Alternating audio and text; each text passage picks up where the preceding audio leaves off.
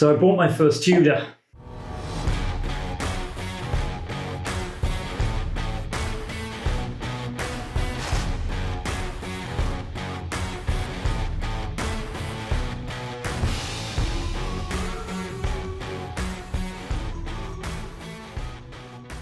So if you saw my recent video about the Tudor Pelagos FXD, you'll know that I've been interested in Tudor for some time. Guys, if you haven't seen that video, go back and check it out. I'll leave a card for it somewhere kind of up here. Oh, and while you're at it, guys, this is a brand new channel. Every single like, every single comment, and every subscriber really, really counts and is really appreciated. So if you haven't already subscribed to the channel, guys, click the subscribe button, the one that's just kind of down here. I'll give you a second to do that now. Okay, done. Great. Let's get on with it. So I bought my first Tudor, and I want to do this really quick, kind of an unboxing style video with you today, guys, just to take a very quick look at this watch. But I'm also going to explain why this particular one is sadly going back to the AD. So guys, without further ado, let's flip the camera and we'll get on with it. So guys, I bought this watch after going looking for the Tudor Pelagos LHD, the left-hand drive. So as you'll know from my video about the FXD, I couldn't find that watch. It's just completely sold out. So I went looking to try on a Pelagos, and you know, really that for me was kind of, I guess, the next best thing. I didn't really want to wait 6 months or maybe more for the FXD to come back into stock and to become more available. So I went and tried on a Pelagos, and the Pelagos was just, I really, really like that watch. Just fantastic. Just love the proportions of it. I love everyone talks about the bracelet being amazing, and I have to say I am an absolute convert to that bracelet. But they had this watch in the window, and this is a very, very different watch. And this was the one that I ended up walking out of the store with. So guys, let's get into it. Let's take a look. So the packaging, I have to say the Tudor packaging is actually really nice. Tudor do a great job of their packaging, I think. And in fact, many people say arguably it's a lot better than Rolex. People talk about that kind of green plastic box that Rolex use. And this is really nice. It's kind of like a, I guess it's plastic, but it feels like a sort of a leather effect box. So guys, a big reveal. Which Tudor did I actually end up buying?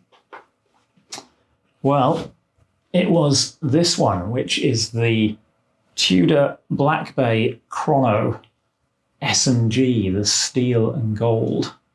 I've seen this one a couple of times before, actually, in the windows of ADs over the last 2 or 3 years, and I always really, really liked the look of this watch.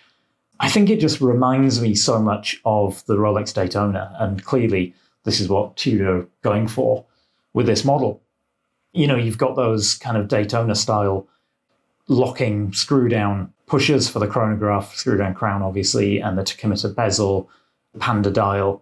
You know, it kind of really is like I guess a baby Daytona. Maybe some people call it the poor man's Daytona, and I guess it is.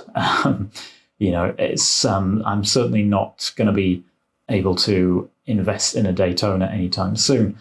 But guys, Tudor have done a really, really nice job with this watch, I think. It's still got its own character.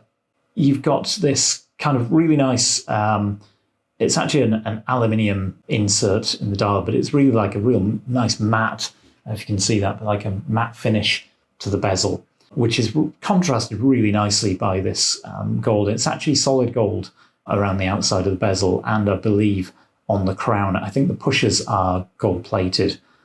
You've got the two chronograph dials there, sort of they're actually sunken dials, so they have a really nice depth to them. Gives some real nice depth to the dial, and of course you've got the Tudor snowflake hands, which, you know, they just almost like Tudor's signature, I guess. The glass, the sapphire crystal, as you can see, is a domed sapphire. It's kind of a box crystal. Still got the stickers on, guys. I haven't removed anything from this watch. The lug to lug on this is just under 50 mil, so it wears really nicely. It doesn't kind of hug the wrist quite as much as a Pelagos did, which is maybe one of the reasons why I slightly preferred the wear of that watch. So guys, the movement in this watch is actually a Breitling developed movement, Breitling B01, which Breitling have, they developed, I believe and they're using it in their Navitimer, and certainly some of their newer chronographs. Feel free to correct me if I'm wrong in the comments on that one. That's my understanding of this movement. So it's chronograph, 70 hours power reserve. Tudor have made some changes to the movement, some improvements. I think that they've changed how the movement is regulated, and they've given it a silicon balance spring. So it's got greater magnetic resistance than in the Breitling models, but certainly a pretty highly respected movement. I got this one on the leather. It's like an aged leather strap that comes on this bund. I'll talk about that in a second. You've got a really nice clasp on here with the Tudor inscription on it. I think they've done that beautifully. It's sort of the shield-shaped clasp. And yeah, so guys, I really love the look of this aged leather strap, but I really don't care for the bund. I'm not a big fan of bunds. The reason that this watch is going to be going back is really related to the strap. So when I first tried on this watch in the AD, I was saying how I loved the strap, I didn't like the bund, and the guy in the AD offered to remove the bund. He said, look, it's very easy to do. So this just literally, that side of the strap just slips out of here, and then you need to remove the spring bar here to take this side of the strap out in order to take the bund off completely. And the guy in the AD that was dealing with me, he offered to do that. So he took it off and I tried it on without the bund and much preferred it. But this is maybe the reason that this watch is going to have to be returned, because when I got the watch home, I was having a look at it. It was pretty late in the evening.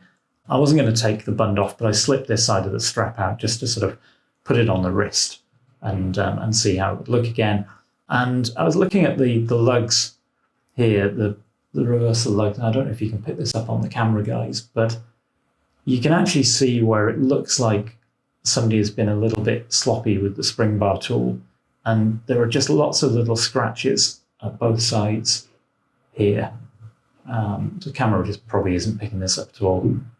And, I just, at that point, just felt that really, if you're spending this much money on a watch, you expect it to be perfect.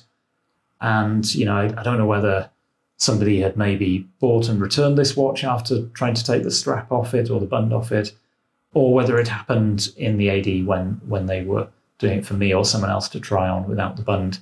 But either way, it just made me really feel that, I didn't want to accept this one.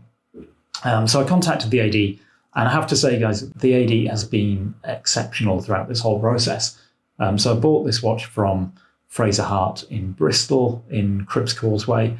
Guys, if any of you are in the south of England or the southwest and you're looking to buy a watch, I would really recommend going to Fraser Hart in Cribbs Causeway.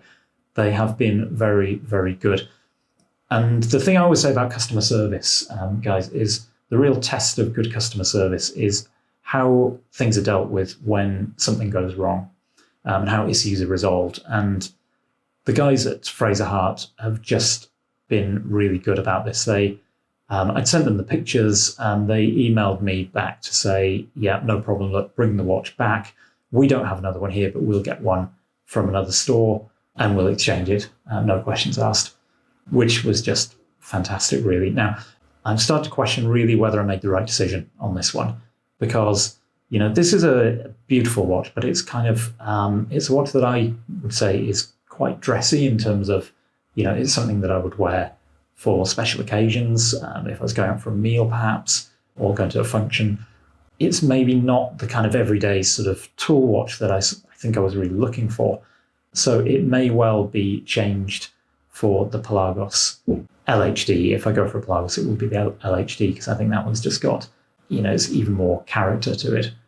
But guys, this is a beautiful watch, nonetheless, and I do love it, and I only wish that I could have both. But right now, that's really not something that's an option, unfortunately.